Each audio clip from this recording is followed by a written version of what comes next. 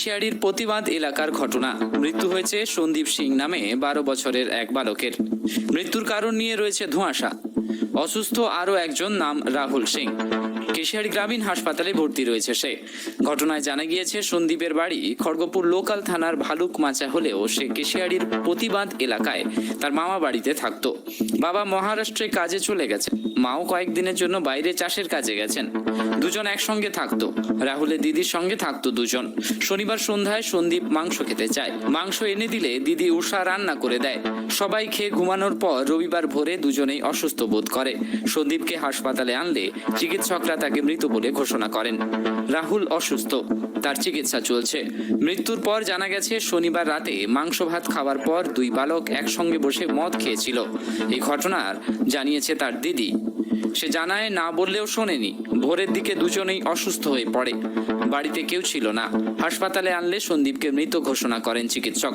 সত্যি মদ খেয়ে এমন ঘটনা নাকি খাদ্যে বিষক্রিয়া থেকে এমন ঘটনা ঘটলো তা এখনো স্পষ্ট নয়। ঘটনার পর একাধিক প্রশ্ন উঠছে। দুই বালক মদ কোথা থেকে পেল? কোন দোকান থেকে মদ কিনলো তারা? দোকানি বালকদের মদ বিক্রি করলো কেন? জানিয়ে শোরগোল পড়েছে। ঘটনায় ইতিমধ্যেই তদন্ত শুরু করেছে কেশিয়াড়ি থানার পুলিশ। অস্বাভাবিক মৃত্যু হলো এক বালকের। কেশিয়াড়ির প্রতিবাদ এলাকার ঘটনা। মৃত্যু হয়েছে সন্দীপ সিং নামে 12 বছরের এক বালকের। মৃত্যুর কারণ নিয়ে রয়েছে ধোঁয়াশা। অসুস্থ আরও একজন, নাম রাহুল সিং। কেশিয়াড়ি গ্রামীণ হাসপাতালে ভর্তি রয়েছে সে। ঘটনায় জানা গিয়েছে সন্দীপের বাড়ি খড়গপুর লোকাল থানার ভালুক মাচা হলেও সে কেশিয়াড়ির প্রতিবাদ এলাকায় তার মামা বাড়িতে থাকতো। বাবা মহারাষ্ট্রে কাজে চলে গেছেন, মাও কয়েকদিনের জন্য বাইরে চাষের কাজে গেছেন। দুজন একসঙ্গে থাকতো। রাহুলের দিদির সঙ্গে থাকতো দুজন। শনিবার সন্ধ্যায় সন্দীপ মাংস খেতে চায়। ঘটনাটা কি হয়েছে? মানে ওর বাবা পয়সা পাঠিয়েছিল, তারপরে সে চাল কিনবে বলছিল, তাকে মানা করতে না চাল কিনে। তারপরে আমি বলছি চাল কেনার দরকার নাই, আমাদের ঘরে যখন খাচ্ছিস তখন চাল কিনলে তখন ওর মা বাবা বলবে যে লোকের ঘরে চাল কিনছে আর খাচ্ছে। তার জন্য আমি বলছি চাল কিনতে হবে না। তখন আমি বলছি যেটা খাবি সেটা বলবি, আমাকে আনে দিবি, আমি রান্না করে দেবো। তখন ও বলছে মাংস খাবো। তখন কি বলে মাংস খাবার তোর 100 টাকা, বলছি 100 টাকার মাংস আনবি। আমরা তখন বলছি অত মাংস কে খাবে?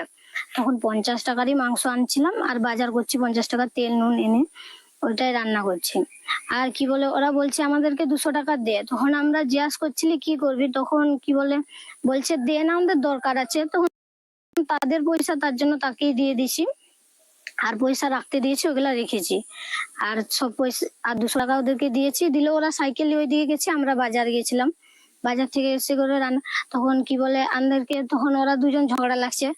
তাহলে বলছে যা, কি বলে রান্না করার পর তোরা চলে যাবি, হ্যাঁ আমরা তারপর খাবো। তখন আমরা বলছি কেন?